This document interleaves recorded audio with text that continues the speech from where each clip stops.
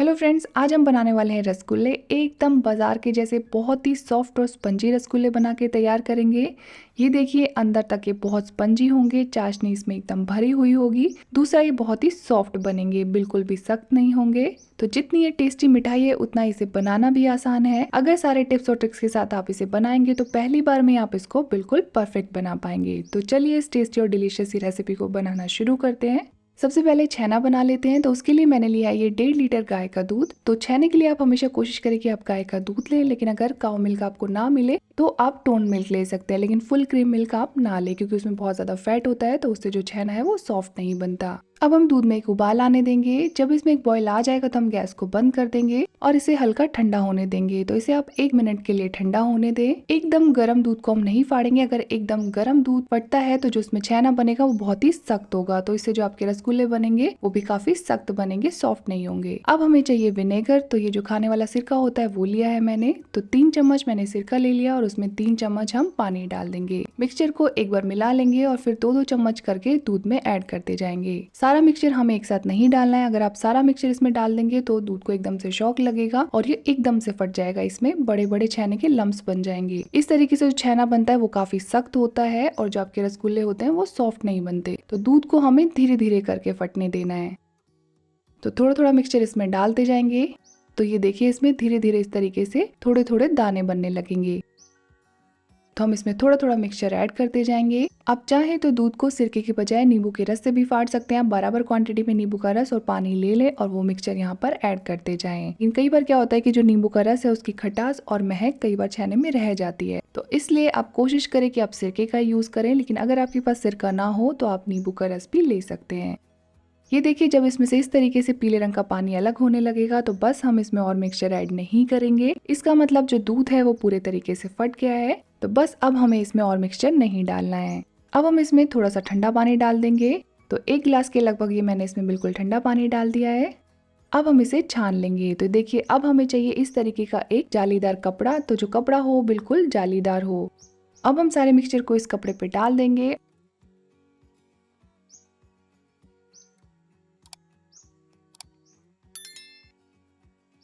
और फिर इसको ठंडे पानी से 2 बार धो लेंगे। अगर आपने नींबू से इसे फाड़ा है तो आप इसे 3-4 बार अच्छे से धो लें ताकि नींबू की महक और खटास निकल जाए।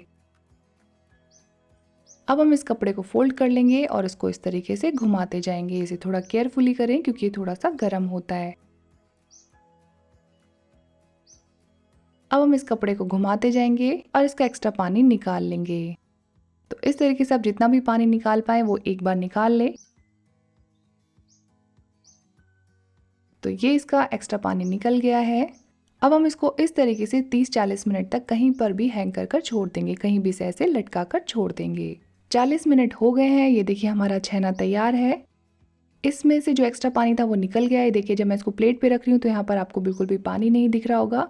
ये हल्का सा मॉइस्ट है लेकिन इसमें ज्यादा पानी नहीं है। इसका जो पानी है एक्स्ट्रा वो बिल्कुल निकल गया है। अब हम इसे स्मूथ कर लेंगे। तो जब भी हम रसगुल्ले बनाते हैं तो उसके लिए छेना का स्मूथ होना बहुत जरूरी है। अगर आपका छेना स्मूथ नहीं होगा तो एक तो रसगुल्ले चाशनी में फट सकते हैं, दूसरा वो सॉफ्ट और परफेक्ट नहीं बनते। तो इसके लिए हमें छेना को अच्छे से स्मूथ करना होगा। इस प्रोसेस में आपके 8 से 10 मिनट लग जाएंगे।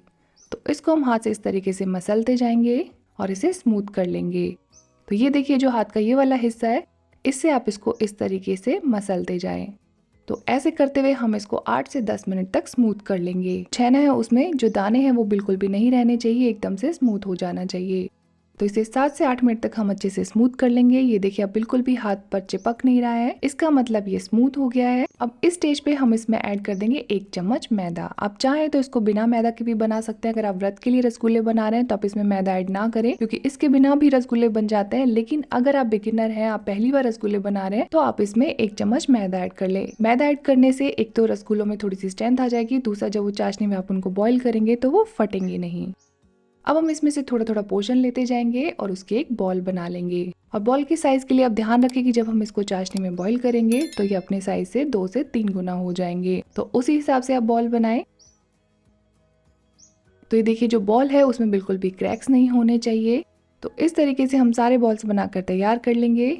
1.5 लीटर दूध से लगभग 20 से 22 रसगुल्ले बन जाएंगे। अब हम चाशनी बना लेते हैं। तो उसके लिए मैंने ली है ये 300 ग्राम चीनी, ये लगभग 1.5 कप है। इसमें हम इसका 4 गुना पानी डाल देंगे। तो मैंने इसमें 6 कप पानी ऐड कर दिया। फ्लेम को ऑन कर देंगे और इसे एक बार अच्छे से बॉईल होने देंगे। चाशनी में अच्छे से उबाल आने देंगे और 2 मिनट तक इसे ऐसे ही बॉईल होने देंगे। 2 मिनट के बाद हम इसमें एक एक करके ये बॉल्स डालते जाएंगे। तो छैना की बॉल्स हमें इसमें डालती जानी है। सारे बॉल्स हमें एक साथ नहीं डालने हैं। अगर आप सारे बॉल्स आप एक साथ डाल देंगे तो जो चाशनी है उसका टेम्परेचर कम हो जाएगा, तो ये जो रसगुल्ले हैं वो फट सकते हैं। तो एक एक करके हम इसमें बॉल्स डालते जाएंगे। फ्लेम को हमें एकदम हाई रखना है। अब सारे बॉल्स हम इसमें डाल देंगे और 4 से 5 मिनट तक बिना ढके ऐसे ही खुले में पकने देंगे। बीच बीच में चाशनी इनके ऊपर डालते जाएंगे ताकि सभी तरफ से इवनली कुक हो जाए। अब इन्हें पकने देते हैं। अब हमें चाहिए 1 चम्मच मैदा और इसमें हम डाल देंगे ये 1 चम्मच पानी। दोनों चीजों को मिक्स कर लेंगे। जब हलवाई रसगुल्ले बनाते हैं तो वो रीठा का पानी यूज करते हैं, जिससे कि जो चाशनी है उसमें झाग आ जाते हैं। झाग की वजह से जो रसगुल्ले हैं वो सभी तरफ से अच्छे से पक जाते हैं। लेकिन रीठा सबके पास होता नहीं है, तो इसलिए आप रीठे की जगह ये मैदा का पानी यूज कर सकते हैं। अब हमें इसे ढककर 7 से 8 मिनट तक पकाना है। फ्लेम को हम हाई रखेंगे। बीच बीच में 2-3 बार हम ये जो मैदा और पानी का मिक्सचर है वो इसमें डाल देंगे। इसे फिर से ढक देंगे। देख सकते हैं ये अपने साइज के 2 से 2.5 गुना हो गए हैं। बीच बीच में हम इनको केयरफुली पलट देंगे ताकि सभी तरफ से इवनली पक जाए।